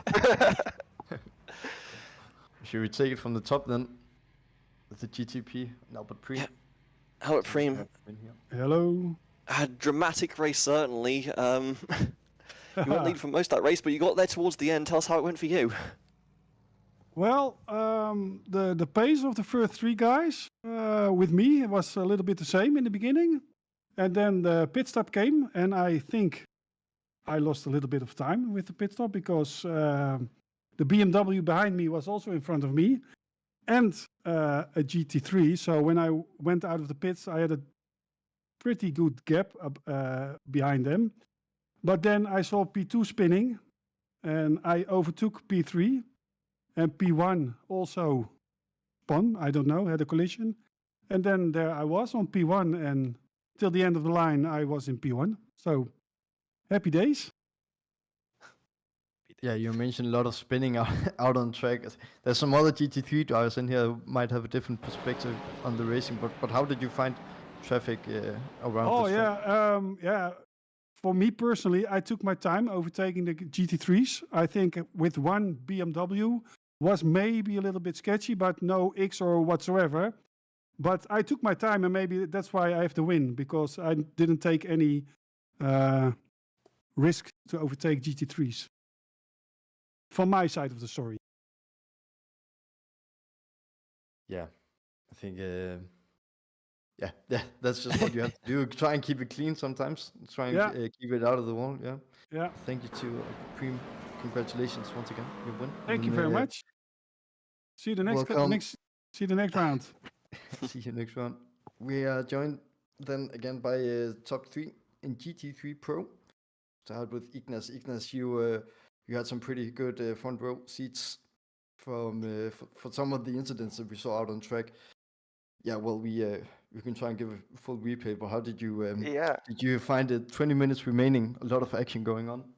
Yeah, I did. Like, I did see quite a few incidents in front of me. I could say I got lucky as well, not being involved, just kind of lifting and just avoiding them. Also, Antonio was super fast, so I don't know what happened to him. But generally speaking, yeah, I just knew I couldn't, on this track, couldn't take a lot of places, so just kind of kept my tires cool and did my laps up and left, and just whenever I saw opportunity in T1, I just took it. Right. So just given how, like, given the lighting conditions especially, how terrifying is it being out there with the GTPs coming at you from out of nowhere with blinding lights in your rearview mirrors? Oh yeah, it's definitely, all you can see is just two bulbs just coming up and just flashing behind you. You're trying to figure out where to let them by. Like at one place, at what was it, T12, I got overtaken from inside middle corner. That was scary. That was scary as shit. I thought I was gonna lose it there, but fortunately, nothing happened and we both went through. But yeah, that was a scary moment. Yes, congratulations. Out of all of this, you managed to come out of that race with a P1 overall in GT3. Congratulations. Thank you very much. So didn't expect that today. Congrats, man. Thank you, thank you. Ariel Falk, P2 in GT3. How are you doing after that race? Yeah, not too bad. I mean, I started P8 and I knew I did not have the pace. So at one moment I was behind Ignas and I said, hey, this guy will push surely because he wants to win. So maybe I can use him a bit. And yeah, it worked. I did a dive bomb on somebody that I did not want to. So I want to apologize to whoever it was because it was unexpected, but it kind of worked. And yeah, I mean, bit undeserved to P2, but I take it you have to be there.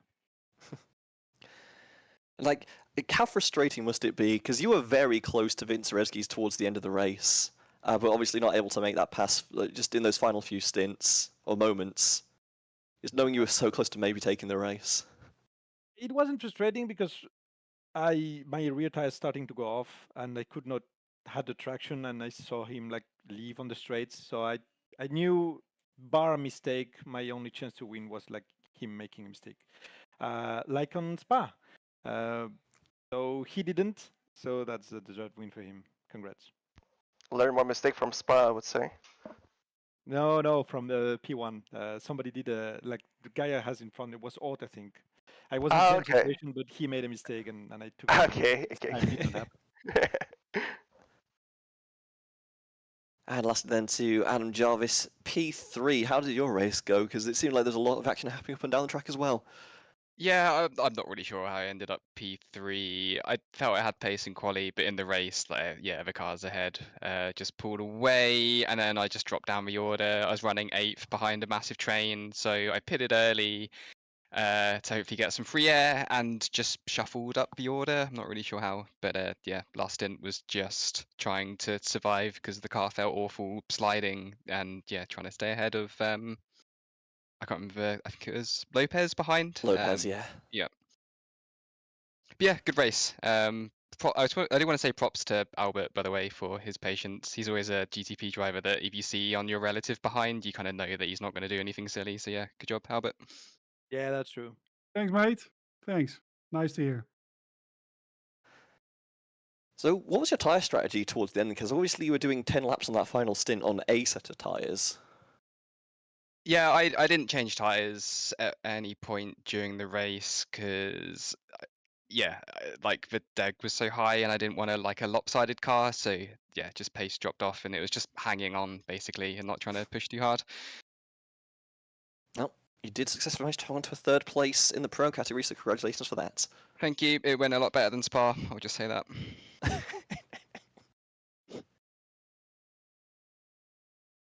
Well, if you have a final question, what would you rather have? A huge pileup at Rouge or a great train for most of the race at Suzuka? Pain train. There's less shame in a pain train. Okay, I think with those words, I don't think we have our GT3M winner in here. Yep. No, we do not. In his absence, we'll say congratulations to Ted-Jan Bloemen, who did get first place in the GT3 AM category. Full results then, starting from the GT3 AM, as we are now just here. Tenjab Lohman, obviously your winner, ahead of Dave Van Eck for Volty Racing. Van Rooyen will come in third, ahead of Sven Elmers, and Dave Van Veen for Volty Racing will be your fifth place driver. Paolo Antonori for Absolute Motorsport Ace will be sixth place, ahead of Liam de Kock for Volty Racing, and Jose Carlos Villarejo for Go Esports. Mateo Lemeray for Drakenheim Racing Team, and Senna Bokoven both a lap down.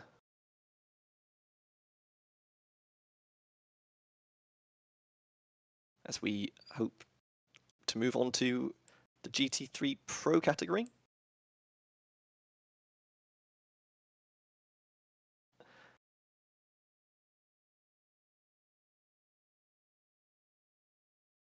GT3 Pro.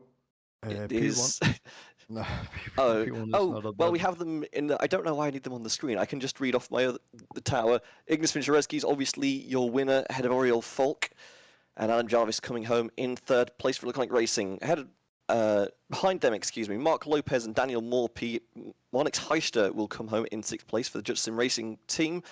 Matteo Batali in seventh place for Absolute Motorsport A-Slith. Yannick Gerards and Roman Dubert will be eighth and ninth respectively, ahead of Jango Val for Dutch Racing League. Ibrahim Ozkan and Antonio Vitozzi will round out the field in GT3 Pro.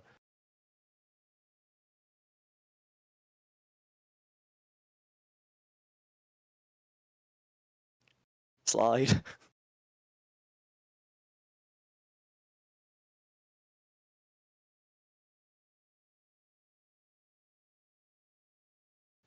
I'm still looking at the GT3 Pro results, unfortunately.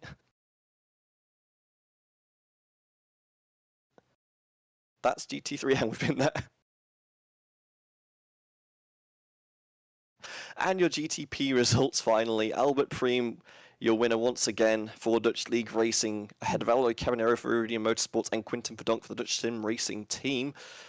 Jeffrey Ross will come home in fourth place for Velocity Racing, and Alvaro Gutierrez for Iridium Motorsports and Carlos Ponce both one lap down. Emery Camaldar retired from the race fairly early on. He will be scored 20 down for DLR X SimLab.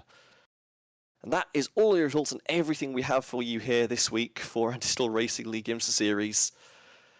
Niels, what a race. Yeah, what a race.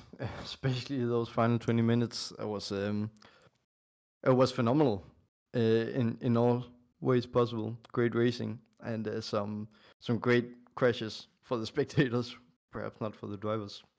But I'm really looking forward to the next week if this is the standard that we are setting. Well, unfortunately for you, next week is a break week. As I don't know why that's a break week, but stewards have just chosen for that to be the break week. We will be back in a fortnight's time, going to the Dutch homeland of Zandvoort. We hope to see you then. But on behalf of Niels Ullman, I've been Simon Davison. Thank you for watching. Have a good evening, goodbye, and good night.